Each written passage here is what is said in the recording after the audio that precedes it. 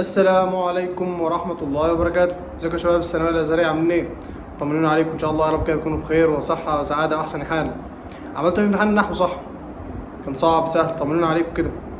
مهما حصل لحد دلوقتي فانت مش فاكر أي حاجة ولا ليك دعوة بأي حاجة. اللي حصل حصل واللي راح راح، والغلطة اللي حصلت انت ما معكش آلة زمن. دايما افتكر كده، انت ما معكش آلة زمن ترجع الزمن، انت تغير الإجابة. ادعي. تمام. بالنسبه للفيزياء، بمجرد ما انت خرجت من النحو انت حرفيا مش عايزك لا تراجع تشغل بالك باي حاجه. ما عندناش غير 3 ايام. يعني انت امتحانك يوم 13، يعني قدامك 11 12 ورايح تمتحن، يعني يومين ونص تجيب فيهم الفيزياء. فاحنا محتاجين ايه؟ نستغل الوقت ده كده معلمه. تمام. تمام. اولا انت عندك 8 فصول. عندك كام فصل؟ 8 فصول.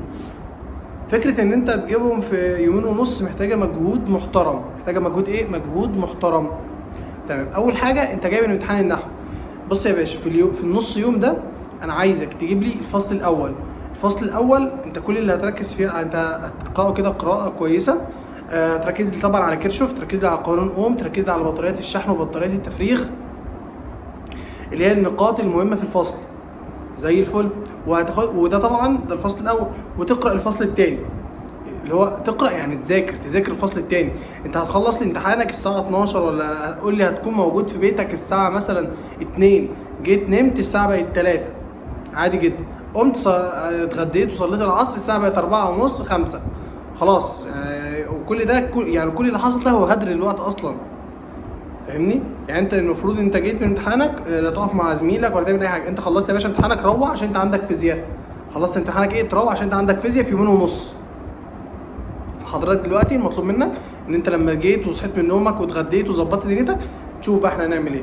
والله انا مثلا هاخد الفصل الاول والفصل الثاني مثلا، والحديثه ممكن انا اجيبها مع بعضها كلها، تمام ازي وش. الفصل الثاني الثالث والرابع عشان صعبين شويه، واخر يوم هسيب فيه مثلا الحاجات اللي وقعت مني مع مثلا اخطاء الامتحانات. في واحد شايف هناك اهو عامل كده اهو، فاتح بقه. انت محتاج حرفيا اللي هو ايه، تظبط اليومين ونص بحيث انت تذاكر الفيزياء وتحل امتحانات كمان. تمام. تمام.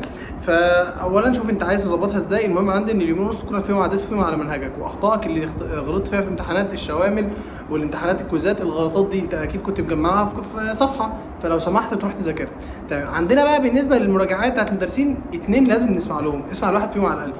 مستر محمود مجدي ومستر محمد عبد المعبود، دول لازم ما نخشش الامتحان ونفوت ليله الامتحان بتاعتهم، لازم يتسمع لهم. شوف اسمع واحد بس، يعني انت شوف هتسمع لمستر محمود ولا تسمع لمستر محمد عبد المعبود. اسمع لواحد بس. تمام. عشان الوقت، عشان الوقت. تمام يا باشا. يبقى تاني، احنا راجعين من امتحان النحو، هنمسك فصل فصل كده نذاكره، نعرف نشوف اخطائنا فيه ايه. القوانين تتحفظ، مفيش حاجه اسمها مش عارف قوانين. تحفظ القانون كويس بالمعطيات بتاعته. بمعنى ايه؟ يعني مثلا يعني تعرف ان ال ده طول ملف ولا طول سلك، تعرف نصف القطر ده نصف قطر الملف ولا نصف قطر السلك، الكلام ده. تعرف التاني اللي هي السيتا في الفصل التاني، تعرفها كويس جدا بعد اذنك يعني. تفرق هل هي بين الملف والمجال، ولا هي بين الملف والعمودي على المجال، ولا هي بين العمودي على الملف والمجال. فاهم؟ يعني ايه؟ اعرف انت بتكتب ايه، واعرف انت بتحل ايه. يعني خليك بني ادم فاهم ناصح، مش بتحفظ وخلاص، مش بترمي كلام، مش عمال تفر في ورق، لا احفظ كويس. تمام يا باشا. بص بقى عشان تبقى فاهم كده، امتحان الفيزياء هو الامتحان اللي دايما يعني بيجي. انا بحب اميز شويه في الناس.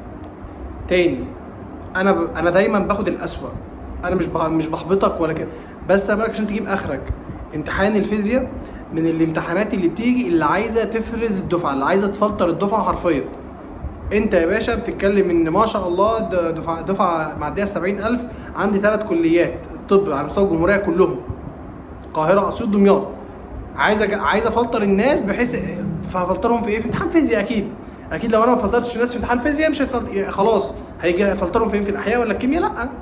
يعني دول برضو هتتفلتر فيهم ان شاء الله، بس الفيزياء مهمه. الفيزياء مهمه. وذاكر كويس، ذاكر بضمير، هات اخرك. يعني بص خلي دماغك دي تطلع دخان من كتر المذاكره والتفكير، وحل والحل. حل يا حبيبي، حل. فانت مثلا هتمسك الفصل تذاكر يا باشا مصطلحاتك، تذاكر بعد كده قوانين، تخش تحل اسئله بعد كده، ده كله في الفصل. مش هتجيب لي بقى الغلطات اللي انت غلطت فيها في شوامل، في كوزات، في اي حاجه. تحل لي بقى امتحانات سنين سابقه، تسمع لي مراجعه وتفضل تذاكر. مش هقول لك حاجه اكتر من كده، حرفيا تعرف اصل هم يومين ونص، فاحنا هنعمل ايه في يومين ونص غير ان احنا نجيب اخرنا؟ نجيب اخرنا عشان ناخد من امتحان الفيزياء مبسوطين ونقدر نكمل الامتحانات. الفكره ان في ناس لما تقع في ماده مثلا زي الفيزياء يجي لها احباط، تعرف اللي هو ايه، لا انا مش مكمل، انا خلاص، انا مش خلاص. يا عم انت مالك؟ ما لسه في مواد تانية. يعني مثلا نقصت اللي نقصته في الفيزياء، طب بعد الشر يعني، نقصت اللي نقصته في النحو، نقصت اللي نقصته في القران، نقصت اللي نقصته في الحديث، نقصت اللي نقصته ده خلاص مش هنعرف نرجعه. بس اقدر اللي جاي ما نقصش، صح؟ اقدر في اللي جاي ان انا اعوض. في واحد في سنه من السنين كان جايب 37 في الفيزياء وفي طب دمياط. يعني انت متخيل؟ انت متخيل يعني ايه؟ انت متخيل يعني ايه 37 جايب 37 من 60 في الفيزياء وفي طب دمياط؟ يعني حاجه كده. يعني تخيل الراجل ده خارج من امتحان الفيزياء عامل ازاي وكمل ازاي. لان كذا سنه وكذا دفعه سنه سابقه امتحان الفيزياء كان بيبقى بعد العيد، كان قدامه 10 ايام، فالناس كانت بتذاكر كويس وتخش، اللي بيقع نفسه تتقفل من كل الامتحانات الجايه. فحطها كده دايما في دماغك، اللي حصل حصل، انت مش هترجعه. فاهمني؟ اللي حصل حصل، اللي حصل خلاص اترمى. فنركز على اللي جاي. فهتعمل ايه تاني؟ تخرج من امتحان النحو مش على بيتك، شوف انت هتنام ولا هتصلي ولا هتعمل ايه بالظبط. المهم صلي ونام واتغدى عشان تبقى انسان خلاص كده. انا ايه، عملت كل الحجج اللي انت هتتهرب بيها. خش يا باشا اوضتك، اقفل على نفسك، شوف انت عايز تذاكر ايه، شوف المدرس اللي هينزل مراجعه اسمعها، وانا ارشح لك عشان بس نخلص كده مستر محمود مجدي ومستر محمد عبد المعبود بس، وشكرا. واللي انا كنت سمعته في الامتحان مستر محمود مجدي، يعني استاذنا الكبير والله العظيم، ربنا يبارك فيه يا رب. باقي المدرسين كويسين، بس انا بقول لك انا اللي انا عملته، انا سمعت مستر محمود مجدي. مستر محمود عبد كان منزل مراجعه بس ما كانش في وقت، فما تشتتش نفسك في ليله الامتحان. يعني ليله الامتحان ما تجيش بقى ايه تشتت نفسك فيها. اسمع اللي انت كنت ماشي معاه، اسمع اللي انت ترتاح له، هتفهم الدنيا كلها في اول الفيديو من الاثنين.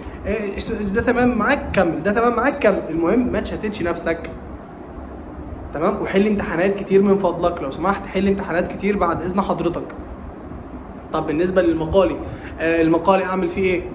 طب مش عارف، انا بقول لك مش عارف. يعني المقالي انا لا معايا الامتحان ولا ليا صله بحط امتحان، بس الفكره احنا بناخدها مثلا من امتحانين السنين السابقه. المقالي قل بس فكره قل بقى ايه، قلب معلمه، اللي هو اللي فاهم هيحل، اللي فاهم هيحل. مش ما عادش محتاج دش زي الاول ومصطلح ويعلل ومن نتائج واستنتاجات. طب احتياطيا بنسبه 10% عشان لا تامن غدر الازهريه، باشا بذاكرهم على السريع، تشوف عندك استنتاج قانون احفظهم كده، انت عملت اللي عليك، تمام؟ واعرف دايما كده، طالما بذل المجهود رضي بالموجود. طالما انت بذلت مجهود ارضى بالموجود، تمام؟ ان شاء الله تدخلوا امتحان الفيزياء مبرور خاطر، وان شاء الله ربنا يوفقكم ويعينكم، وان شاء الله تكملوا امتحاناتكم كلها على خير وتوصلوا للي بتتمنوه.